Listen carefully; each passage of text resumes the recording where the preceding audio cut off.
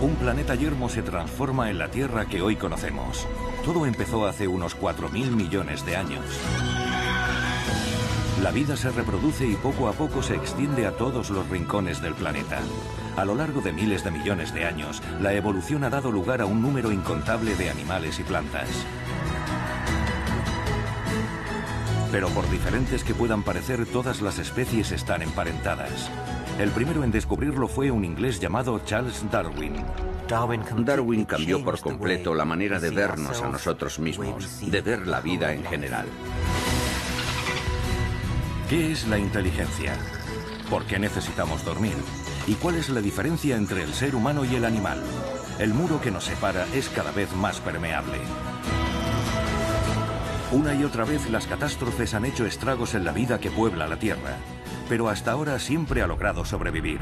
Investigando las grandes preguntas de la vida, la comunidad científica ha constatado hechos asombrosos y adquirido impresiones muy reveladoras sobre los grandes momentos de la evolución.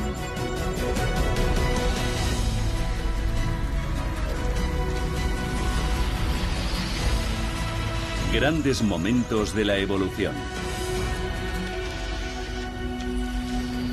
Secretos de la supervivencia. Volar. Volar es, sin duda, uno de los mayores ingenios de la evolución. Durante millones de años, las aves han ido perfeccionando sus habilidades innatas para la aviación. Pero por sencillo y elegante que resulte, volar consume una cantidad de energía tremenda. Para poder recorrer grandes distancias volando, las aves tuvieron que desarrollar unas características anatómicas y fisiológicas muy concretas. 50.000 millones de aves migratorias son la prueba de que así lo hicieron. Levantaron el vuelo y se extendieron por todo el planeta. Para las aves no hay fronteras. Sortean desiertos helados y océanos inmensos. Algunas especies pasan casi toda la vida en el aire.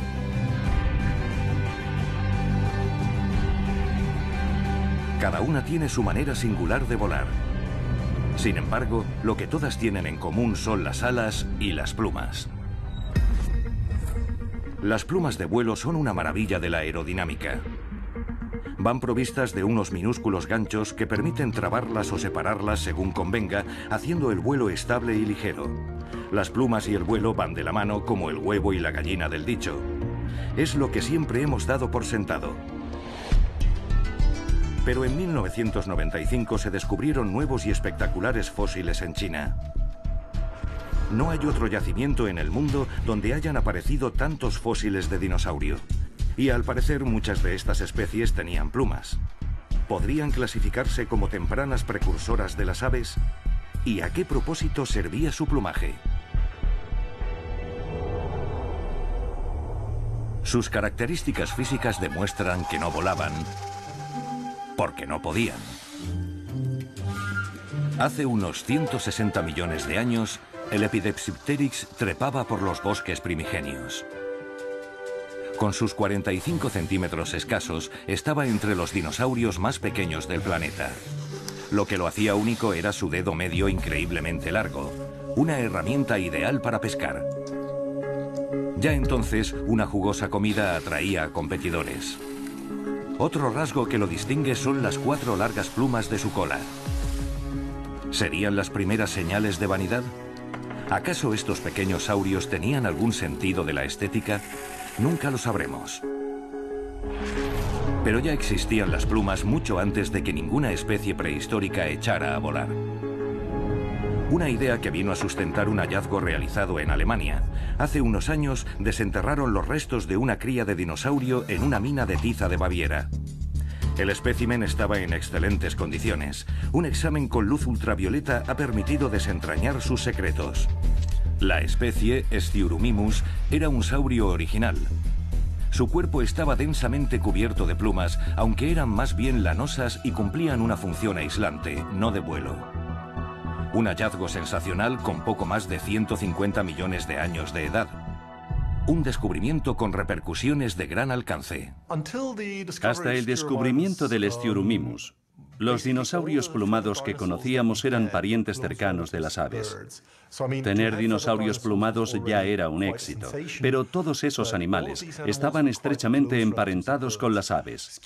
Styurumimus es un dinosaurio depredador mucho más básico y demuestra que las plumas o estructuras semejantes a las plumas ya estaban presentes en los dinosaurios mucho antes de que se originaran las aves.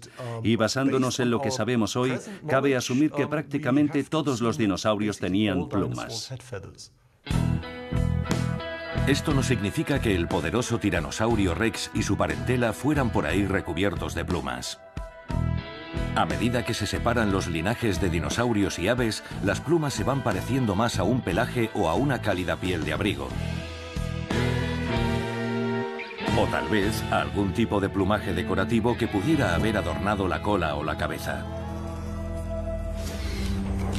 Pero entonces, ¿cómo desarrollaron las primeras aves su capacidad de volar? La respuesta sigue siendo motivo de controversia entre los investigadores. Una escuela de pensamiento apuesta por el Microraptor. Piensan que debió colocarse en lo alto de un árbol y desde allí lanzarse a planear confiando en las plumas de sus extremidades delanteras, traseras y cola. Seguramente los primeros vuelos serían tan poco elegantes como estos. La evolución utilizó un auténtico campo de pruebas para ensayar múltiples modelos y planteamientos. En los bosques primitivos del período Jurásico, las especies plumadas de saurios competían por los recursos de su hábitat. Y algunas, para aumentar sus posibilidades, desarrollaron el vuelo. Pero algunos investigadores descartan la teoría del planeador. Creen que los primeros voladores despegaron del suelo. Echas a correr y tarde o temprano ya estás suspendido en el aire. Una técnica parecida a la que utilizarían los primeros aviadores motorizados unos 100 millones de años más tarde. Ellos también pasaron por un proceso de prueba y error, de aprendizaje y perfeccionamiento.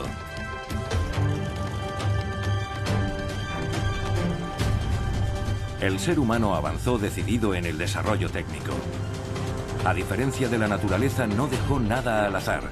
Solo tardaron unas pocas décadas en convertir la aviación en un medio razonablemente seguro para transportarnos.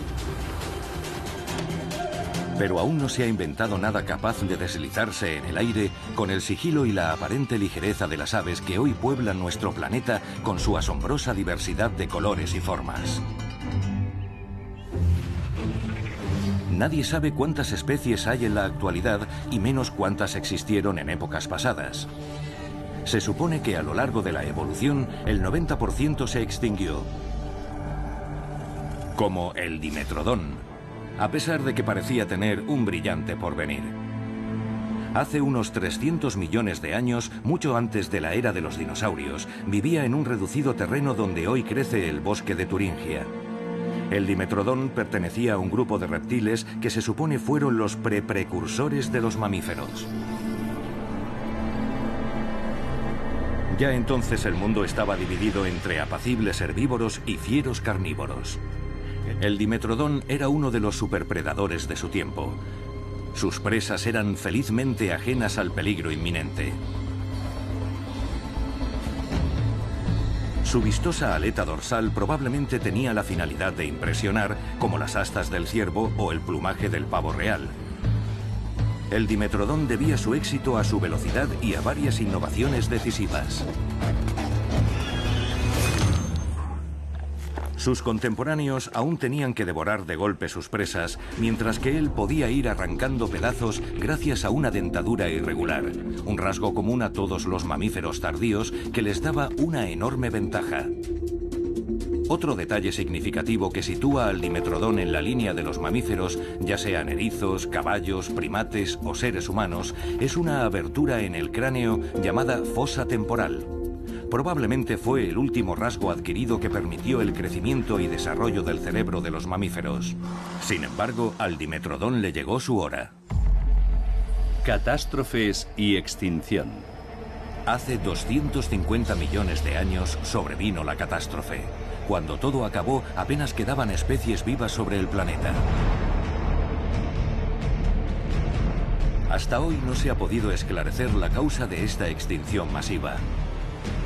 Muy probablemente la actividad volcánica en escala gigantesca influyó decisivamente. sobre todo porque no entró en erupción un solo volcán. En todo el mundo, ríos interminables de lava comenzaron a brotar de la Tierra. El espectáculo duró más de 1 millón de años hasta que llegó un momento en que los sedimentos medían 3 kilómetros de altura y cubrían una extensión equivalente a Estados Unidos. Más del 90% de las especies que habitaban los océanos y casi la misma proporción de especies terrestres se habían extinguido. Entre las especies desaparecidas para siempre estaban el Dimetrodón y sus parientes. Casi todos los corales, el Trilobites e innumerables especies de insectos. Sin embargo, la extinción de especies comenzó al menos 10 millones de años antes de las primeras erupciones volcánicas. ¿Chocó un asteroide con la Tierra? No se han hallado indicios contundentes. Según las investigaciones más recientes, la catastrófica cadena de acontecimientos comenzó en la actual Siberia. En las profundidades de la Tierra, fuerzas colosales batían las rocas del manto terrestre como una amasadora. La roca fundida candente comenzó a aflorar a la superficie por los llamados puntos calientes. Las emanaciones de gases volcánicos salían aún más rápido. Al entrar en contacto con el agua, se transformaron en cloruro de sodio y ácido sulfúrico y mataron prácticamente a todos los seres vivos. Con el tiempo, los gases alteraron la atmósfera, que se había convertido en un mortífero cóctel de gases venenosos, bruscos cambios de temperatura y peligrosa radiación ultravioleta. El metano y los gases de efecto invernadero calentaron el planeta y destruyeron la capa de ozono en todo el mundo.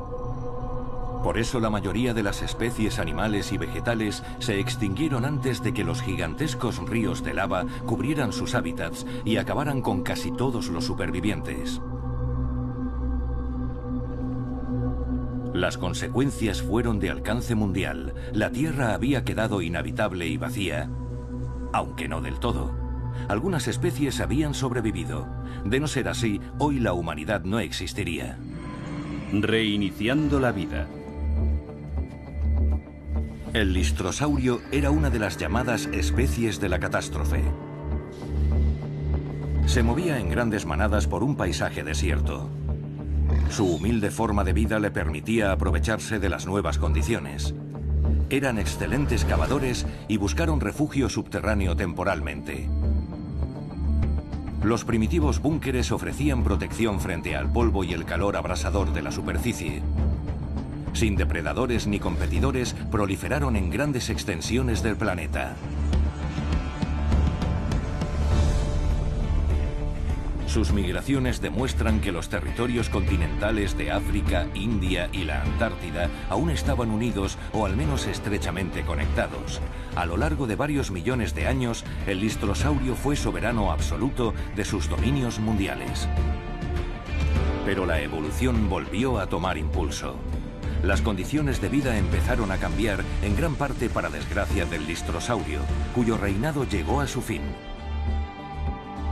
Con todo, este pequeño herbívoro merece un lugar de honor, aunque solo sea en los museos. ¿Por qué unas especies se extinguen y otras permanecen? ¿Qué determina quién gana y quién pierde?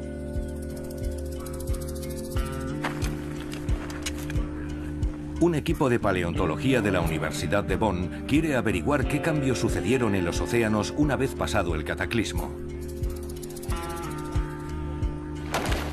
En Nevada encuentran abundantes pistas. Y si uno entiende, es fácil determinar si algo es un fósil o solo un fragmento de roca. La mayoría de los huesos absorben rápidamente la saliva. Si lo lamo y es hueso, se quedará pegado a la lengua.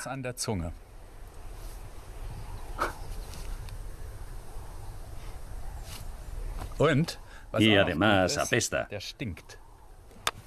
Lo cual también es una pista útil. Si lo golpeamos se liberará un gas, ya que el petróleo que se ha formado dentro ha preservado la materia orgánica. De ahí el mal olor. Cada uno de los huesos que se han recogido aquí es un resto de algún animal acuático. Donde hoy vemos un desierto que continúa extendiéndose, hace 250 millones de años veríamos un modesto mar de aguas poco profundas.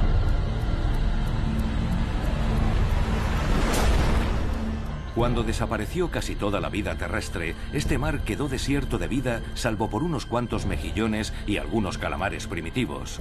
Y así seguiría durante millones de años. Huesos fosilizados demuestran que hubo nueva vida después del largo paréntesis, y son de una especie que no existía antes de la evolución, el ictiosaurio, un saurio marino. Su historia empezó antes que la de los saurios en los que pensamos normalmente. Llegué a esta zona de arriba y observé unos pequeños invertebrados. Al seguir, encontré restos de otros más grandes. Cuando los reunimos todos, vimos que era una pequeña espina dorsal dentro de la caja torácica de un animal más grande. Al instante supe que era el feto de un saurio marino en el cuerpo de su madre, y trasladamos toda la colección de huesos a Los Ángeles para su conservación.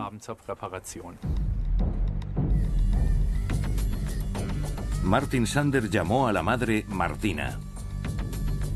Era evidente que había parido criaturas vivas, algo de lo más insólito en un reptil.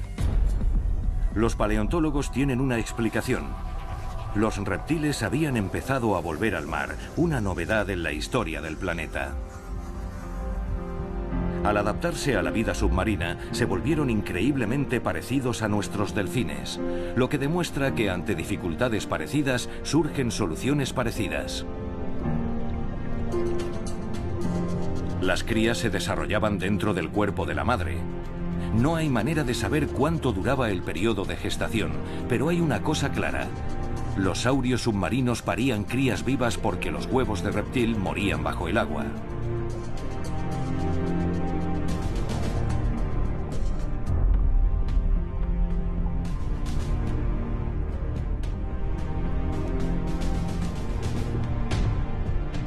Igual que los delfines de nuestra era muchos millones de años más tarde.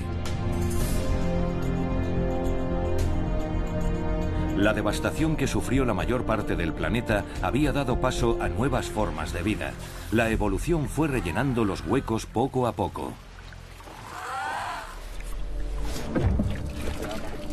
Los fósiles nos hablan sobre épocas remotas. Cada descubrimiento amplía nuestros conocimientos.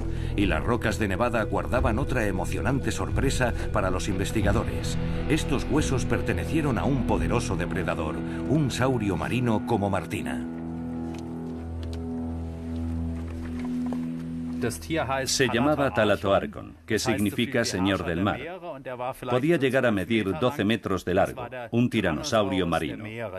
Un superpredador que devoraba todo lo que encontraba a su paso. El Talatoarcon no solo es interesante por su descomunal tamaño. Es la prueba de que solo 8 millones de años después de la gran catástrofe, la recuperación había sido completa. Incluso el puesto de líder en la cadena alimentaria había vuelto a ser ocupado. Para Martina y su cría, seguramente su presencia les hacía la vida más difícil. Las presas preferidas del gigante saurio marino eran otros saurios marinos.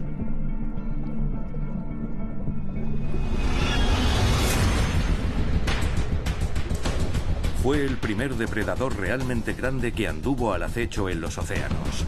Tiburones y orcas no aparecerían hasta mucho después.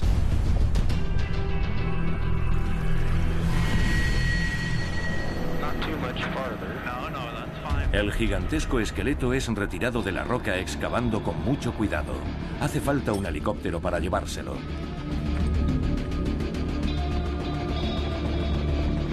En la universidad, sus huesos ayudarán a contestar numerosas preguntas sobre lo ocurrido en el planeta después de la gran catástrofe y sobre la dinámica de su ecosistema en aquel periodo. Finalmente, aparecieron los dinosaurios. Durante más de 150 millones de años, fueron las especies superiores del planeta. Llegaron a ocupar todos los nichos ecológicos. De nuevo, las especies iban y venían, hasta que otra catástrofe amenazó la vida sobre la Tierra.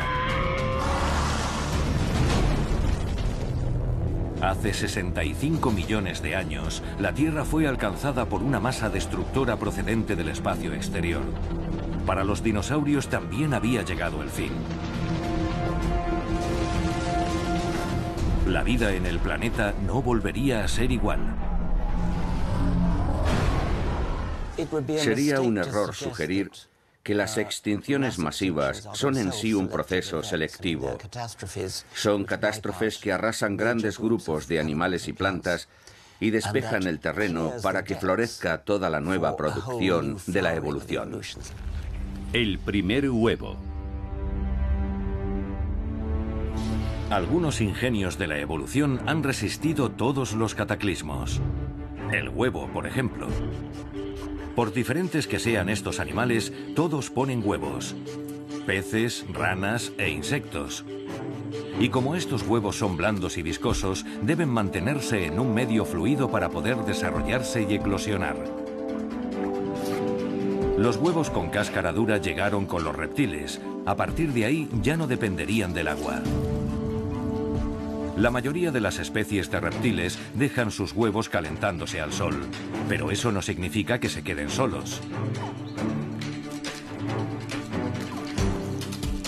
Tras desarrollarse en su huevo durante 3 meses, nace una cría de caimán yacaré a la que pronto se sumarán sus hermanos.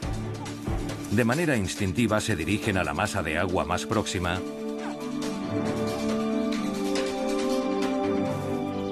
llamando a alguien mientras avanzan.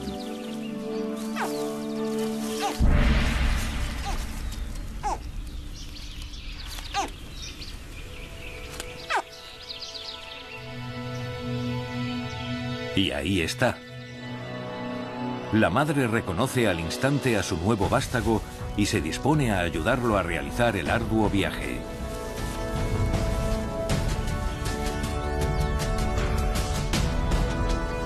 Una vez que ha puesto a salvo al primer recién nacido, la madre regresa de inmediato al nido, donde algunos están teniendo serias dificultades para salir del huevo. La madre los ayuda usando sus afilados dientes con la mayor delicadeza posible.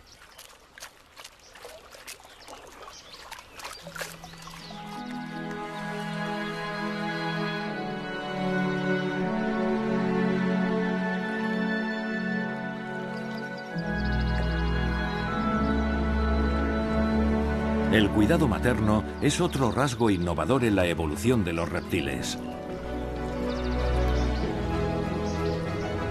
Los propios dinosaurios ponían huevos, y aunque no sobrevivieron a la conmoción de su época, el huevo como tal sí lo hizo. Los argentinosaurios ponían sus huevos en inmensos campos de anidación. Sin embargo, los colosales progenitores evitaban sabiamente sentarse encima. Un argentinosaurio recién nacido pesaba unos 5 kilos. Nada comparado con las dimensiones de un adulto. Con sus 30 metros de largo y hasta 70 toneladas de peso, eran los gigantes de su época. Para reproducirse, el argentinosaurio basaba sus posibilidades en la cantidad. En los campos de anidación nacían más de 10.000 polluelos al mismo tiempo. Un opulento banquete para los depredadores. La mayoría de los pequeños argentinosaurios terminan en sus estómagos. Pero una vez que habían alcanzado la madurez, ya nada representaba una amenaza para ellos. Excepto, claro está, un meteorito. El huevo permitió a reptiles y aves independizarse del agua. Para la mayoría de las especies fue un salto gigantesco. En cambio, para algunas significó asumir un esfuerzo tremendo. Cada año, el pingüino emperador debe recorrer hasta 200 kilómetros a través de la Antártida para llegar a sus lugares de apareamiento, donde el hielo eterno nunca se derrite. Cada hembra pone un solo huevo. Empollarlo es tarea del padre. El tiempo que transcurre en el proceso es vital. Si el huevo queda expuesto a la nieve demasiado tiempo, el embrión muere por congelación. Misión cumplida.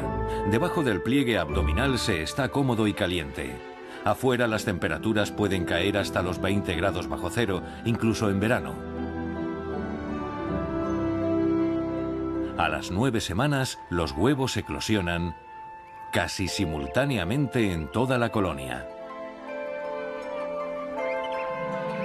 Es, que duda cabe, un frío arranque. Sería mucho más conveniente que los embriones se desarrollaran dentro del cuerpo de la madre. Pero a pesar de lo inventiva que se ha mostrado la evolución en otros casos, ninguna especie ha superado nunca esta etapa entre las aves. Todas ponen huevos.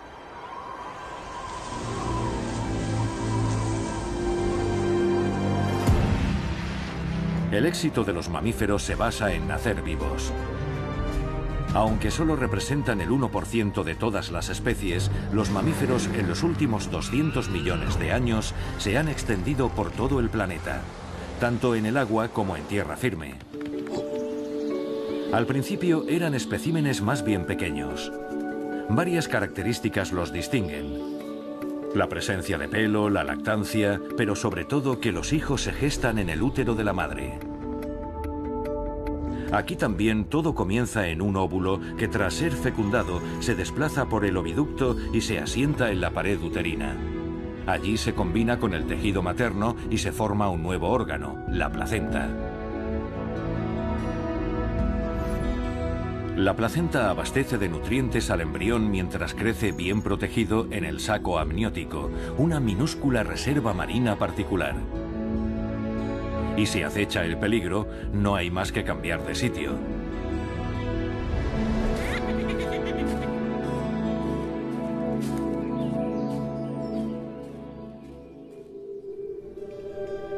Los primeros pasos. Tras dar a luz, las madres hacen aquello por lo que los mamíferos reciben tal nombre. La leche materna aporta al recién nacido todo lo que necesita. Es una de las innovaciones decisivas de la evolución. Es también el origen de la intensa y prolongada relación de la madre con su cría.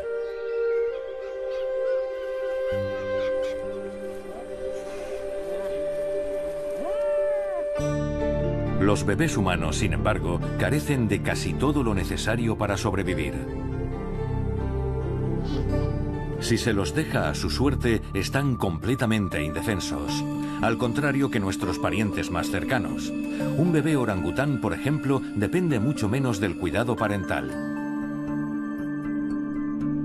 Pero ¿por qué la evolución ha dispuesto que sea así?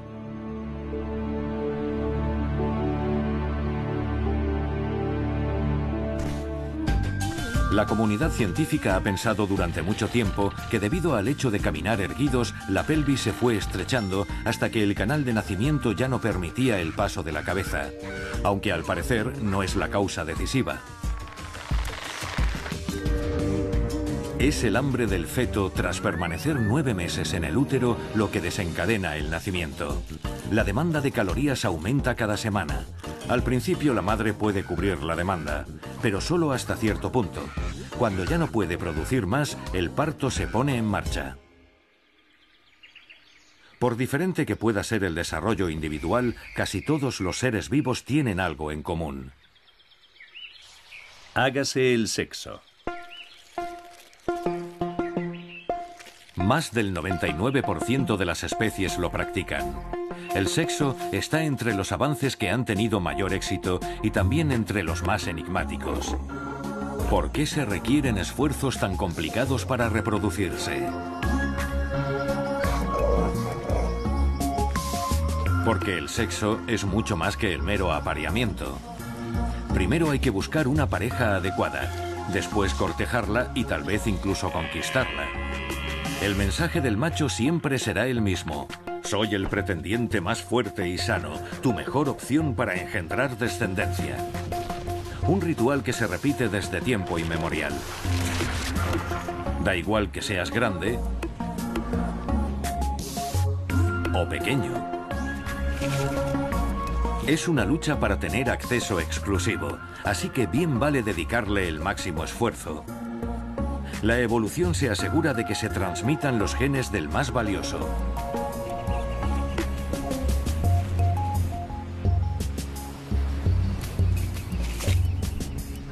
El ganador podrá acceder al objeto de su deseo, mientras que los demás simplemente se alegrarán de haber escapado con vida. Cabría pensar que para que una hembra transmita sus genes, la clonación de sí misma sería una solución mucho más eficaz que tener que derrochar la mitad de sus genes en cada descendiente y unirlos con los de un macho. La teoría de la evolución no puede explicarlo todo.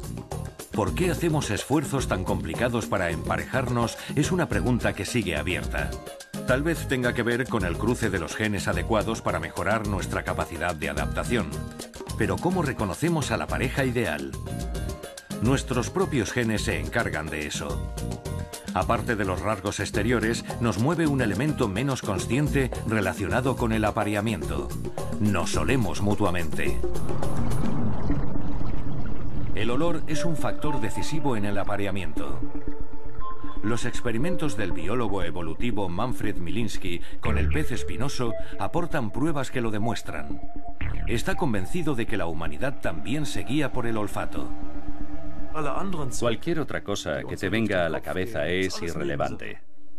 Todas las demás consideraciones vienen después. Si en la primera cita un tío huele mal, aunque se parezca a Humphrey Bogart, no tiene nada que hacer. Milinski ha preparado una prueba. Pide a varios hombres que se pongan una camiseta blanca de algodón para dormir y se la entreguen al día siguiente. El tejido conservará un tiempo el olor corporal. Con antelación a la prueba, Milinski tomó muestras de sangre de todas las personas que participaban y analizó sus características inmunogénicas. Ahora le toca a ella. ¿Qué camiseta huele mejor? Esta la ha llevado un hombre cuyo sistema inmunológico se parece mucho al suyo. Poco atractivo. Igual que las siguientes muestras. Al final, elige inconscientemente al único candidato cuyo olor promete la máxima protección para su descendencia. Elige al número 5. No le importaría salir con él. ¿Qué tiene él que los demás no? Sencillamente dispone de las herramientas adecuadas. En las células de nuestro cuerpo hay encapsulados fragmentos de enfermedad que transportan agentes patógenos que nuestro sistema inmunológico detecta y combate con sus herramientas. Todo ser humano tiene un conjunto específico de ellas. Algunos patógenos son derrotados mientras que otros sobreviven. A la hora de elegir pareja, buscamos el mejor complemento a nuestras herramientas. Cuanto más diversas sean las herramientas que proporcionamos a nuestros hijos, mejor preparados estarán para repeler posibles patógenos.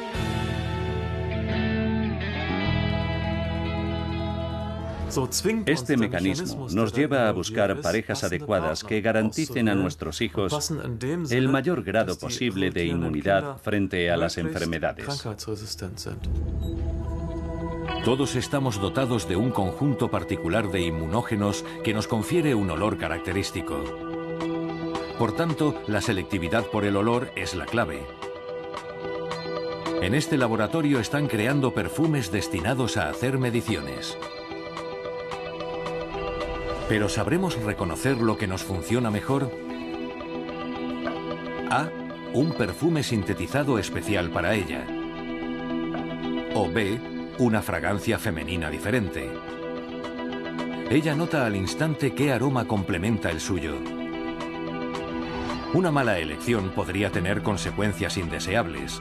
No importa si solo es un flirteo, tarde o temprano será una elección crítica para la salud de nuestros hijos.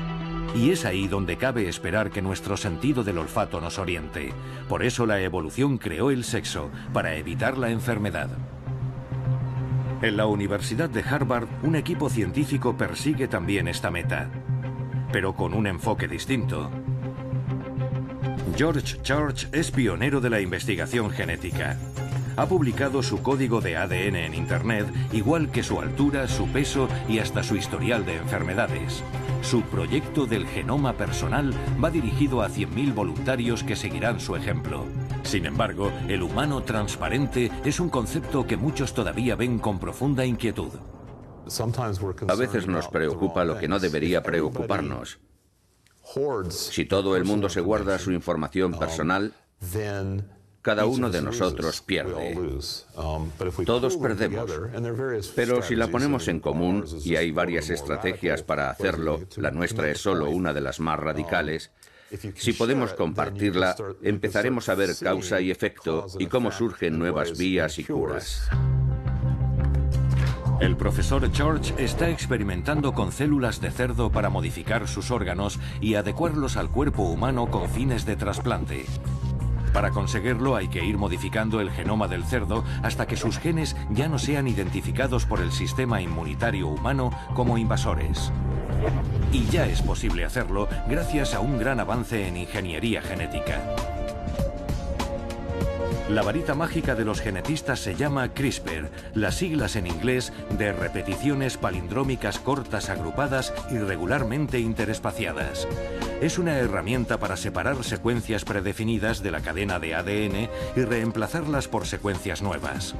Este procedimiento puede aplicarse a numerosas partes del genoma para conseguir que los mosquitos dejen de transmitir la malaria o para convertir a los cerdos en donantes de órganos. Teóricamente, hasta es posible interferir en la línea germinal humana, para erradicar enfermedades, pero también para crear el bebé perfecto. ¿Pero es el futuro que queremos? El biólogo puede ver y debe ver múltiples futuros. Tiene que ver las distintas posibilidades de futuro, los futuros previsibles si no hacemos nada. Lo que nos espera si volvemos atrás y decimos, renunciamos al uso de cualquier tecnología, que podría ser el regreso a la época de las cavernas, o las posibilidades de futuro si realizamos cambios radicales, como erradicar las enfermedades o trasladarnos a entornos exteriores a los que no estamos evolutivamente adaptados como Marte. Viajes de largo recorrido.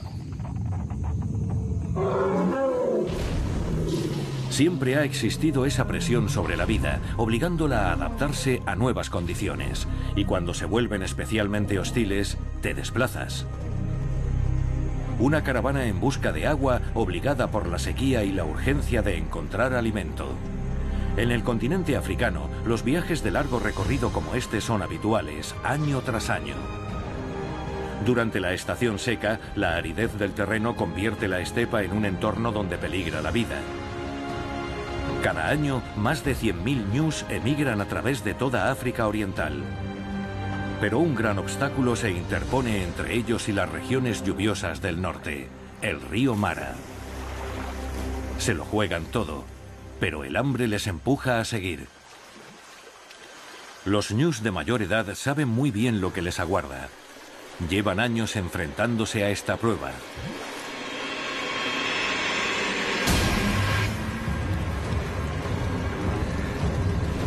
Cuando la manada se pone en movimiento, ya no hay quien la pare. Si vacilas, mueres arrollado.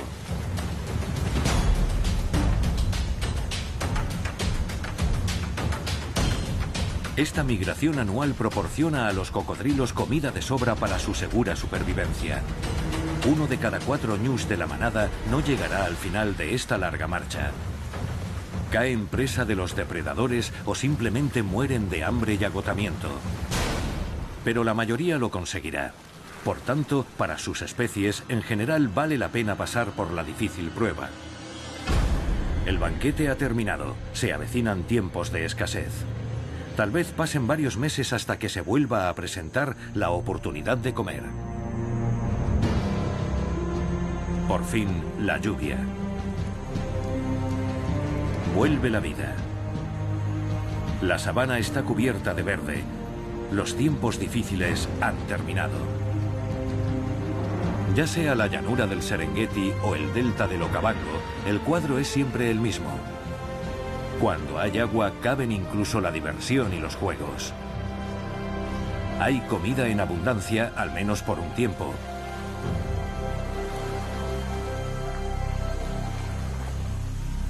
Los factores que desencadenan la migración son en gran medida ecológicos, como la falta de alimento adecuado. Las aves emigran de Europa a África, de Australia a China. Las ballenas recorren miles de kilómetros bajo el agua. Peces, murciélagos de la fruta y langostas surcan el planeta en bandadas inconmensurables. Sin embargo, sorprende lo poco que sabemos sobre las rutas que toman. Muchos secretos de la migración animal siguen sin resolver. Tal vez estos informadores alados nos ayuden. Pronto las cigüeñas adolescentes abandonarán el nido en el sur de Alemania con destino a África. Estarán bajo vigilancia todo el camino. Gracias a las técnicas de miniaturización, los transmisores de alta tecnología están revolucionando el rastreo de los animales migratorios sin importar la especie. Investigadores del Instituto Max Planck de Ornitología en Radolfzell, cerca del lago Constanza, han puesto en marcha el proyecto Icarus, una iniciativa internacional para el seguimiento de las migraciones animales. Martin Bileski es quien lleva el timón de Icarus.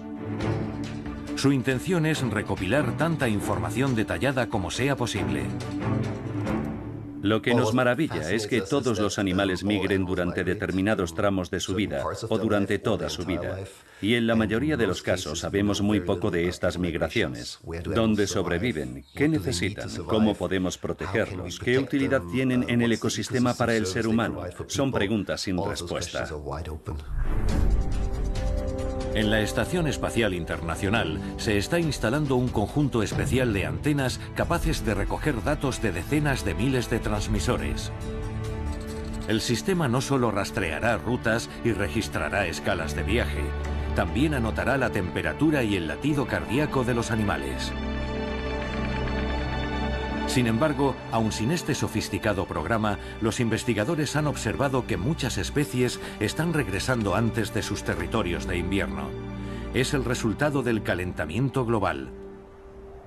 Si continúa subiendo la temperatura, la migración de las aves podría llegar a su fin. Esto ya ha ocurrido con algunas especies.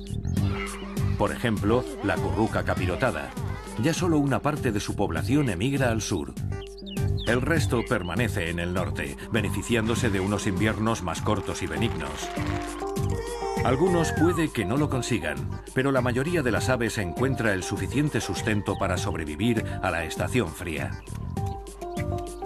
Además, el largo viaje al sur es agotador y está plagado de peligros. Algunas caen presas de depredadores aéreos, otras mueren de hambre, sed y agotamiento. Algunos han sido astutos y han descubierto recientemente otra opción. Se dirigen al oeste y vuelan hasta Inglaterra. Los británicos tienen seguramente el récord mundial de distribución de alpiste. Con el tiempo, estas aves podrían incluso mutar en una nueva especie. Las que siguen eligiendo España en invierno tienen que hacer un arduo recorrido de 2000 kilómetros. Cuando regresen en primavera, puede que los mejores sitios estén ocupados. Las que se quedaron ya están en pleno apareamiento y por tanto producirán más descendencia. Es una cuestión de causa y efecto que demuestra que la migración de las aves se está adaptando rápidamente a los cambios de condiciones. De momento todo va bien. Mientras haya suficientes hábitats que garanticen la reproducción de una especie. En cuanto a los cambios, en eso consiste la evolución. No me preocupa el hecho de que cambien las migraciones, porque siempre ha sido así y siempre lo será. El problema reside más bien en la densidad o biomasa de animales que está disminuyendo o desapareciendo. Y eso tiene que ver con el hecho de que muchas de esas zonas a las que esos animales necesitan emigrar ahora están desapareciendo o no están siendo protegidas. Por tanto, la clave está en proteger zonas que permitan a los animales cambiar su patrón migratorio, abrir nuevas rutas y habilitar más lugares de descanso en las rutas. Hace 150 millones de años, la migración ya era un fenómeno habitual.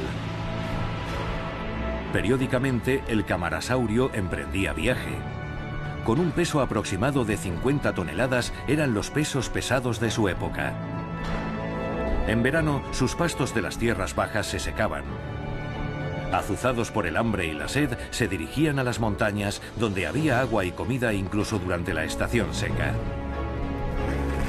Entonces, como ahora, la búsqueda de unas condiciones de vida mejores era la principal causa de inmigración. Tras 5 meses en las alturas, cuando volvían las lluvias habituales, los saurios regresaban a sus hábitats veraniegos. Era una marcha de más de 600 kilómetros a través de lo que hoy es el oeste de Estados Unidos. Pero aunque eso sucediera hace ya 150 millones de años, los dinosaurios no fueron los primeros en emigrar.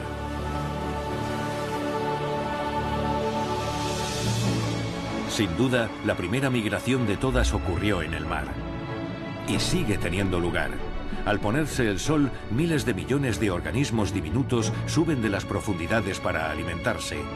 Minúsculos cangrejos, larvas de mejillones y toda clase de vida marina microscópica. Es decir, plancton. El estrato más bajo de una gigantesca cadena alimentaria que sostiene la vida de nuestro planeta gracias a su migración a la superficie cada noche.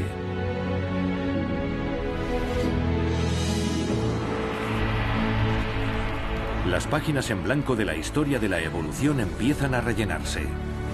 Hemos hecho enormes avances en la reconstrucción del pasado. Pero ¿qué rumbo tomará la evolución? Ni siquiera tenemos la menor idea de lo que pasará en los próximos 50 años, pero sea lo que nos depare el futuro, la humanidad habrá tenido una influencia decisiva. El futuro. A vista de pájaro está claro. La acción humana está configurando el planeta a una escala sin precedentes. La comunidad científica ha propuesto incluso el término antropoceno para designar la época del ser humano. Nuestra demanda de recursos naturales nos lleva a mover montañas. Casi el 75% de la superficie del planeta sufre de una manera u otra la acción del ser humano. Algún día lejano, el rastro que estamos dejando permitirá a los arqueólogos de una especie extraterrestre reconstruir nuestro paso por la Tierra. Todo empezó hace varios milenios. Pero desde que tuvo lugar la industrialización, el proceso se ha acelerado. Un ejemplo son las bolsas de plástico. Cada año, 6 millones de toneladas de desechos plásticos terminan en los mares. Se hunden hasta el fondo y se descomponen. El plancton y los peces se alimentan de ellos. En algunas regiones, el 40% del fondo marino ya está cubierto de una capa de residuos plásticos. Pronto seremos 10.000 millones de personas que habrá que alimentar. Las zonas de terreno cultivable se expanden continuamente, y lo que antes eran selvas tropicales se han transformado en pastos para alimentar a millones de reses. Está disminuyendo la diversidad, tanto en la tierra como en el mar. Esto también contará algún día como rasgo característico de la era del ser humano. Pero ¿qué grado de amenaza entraña todo esto en la escala de la evolución? Ya se han extinguido especies antes. Hasta ahora ha habido 5 grandes olas de extinción masiva en la historia. ¿Estamos ante la sexta? La lista de especies en peligro de extinción es cada vez más larga. El oso polar, el tigre y el orangután aún tienen una oportunidad. Si actuamos para preservar sus hábitats, tal vez sobrevivan. Cuando una especie se extingue, es demasiado tarde. En su laboratorio de Boston, George está decidido a lograr nada menos que la reversión de la evolución. En otras palabras, crear un auténtico parque jurásico. El extinto mamut es el primero de la lista. Aplicando tecnología genética, George pretende mutar elefantes en mamuts. Durante el último periodo glacial se extendieron por grandes regiones del mundo. Los últimos especímenes desaparecieron hace solo unos 4.000 años. Los humanos contribuimos a la extinción del mamut, que está estrechamente emparentado con el elefante asiático, actualmente en peligro de extinción. Si lográramos recuperar parte de ese conocimiento ancestral, ese ADN, tal vez podríamos salvar al elefante asiático. Y él nos ayudaría a mantener ecosistemas importantes como el de la tundra en Siberia, Canadá y Alaska. Debido al cambio climático, los suelos helados o permafrost de latitudes septentrionales han empezado a derretirse. El profesor George confía en que sus recreaciones de mamut vuelvan a transformar la inhóspita tundra en fértiles pastos como hace 4 milenios. Entonces, estos gigantescos devoradores de pastos tenían un peso específico en el equilibrio ecológico. Ayudaban a esparcir semillas y nutrientes. Proliferaba la biodiversidad.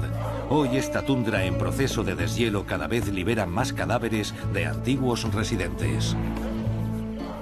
Aunque es como carne fresca, el ADN se ha fragmentado como consecuencia de la radiación cósmica recibida durante miles de años.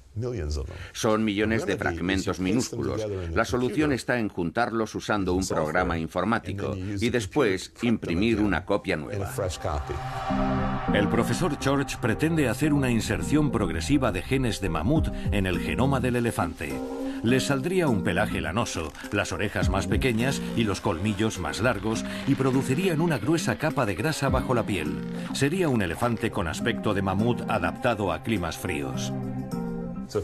Si el proyecto consigue despertar el interés de la gente, como ya pasó con los bisones, en 10 años podríamos tener decenas de miles de elefantes adaptados al frío. Si el hombre debe o no intervenir hasta tal punto en la evolución es una cuestión de ética. La mayoría de los genetistas se oponen a la recuperación de especies extintas. Aunque fuera posible, no existiría un hábitat adecuado para semejante criatura del pasado. Es posible que no lleguemos a ver nuevos mamuts, pero sin duda vendrán nuevas especies y habrá otros grandes momentos de la evolución.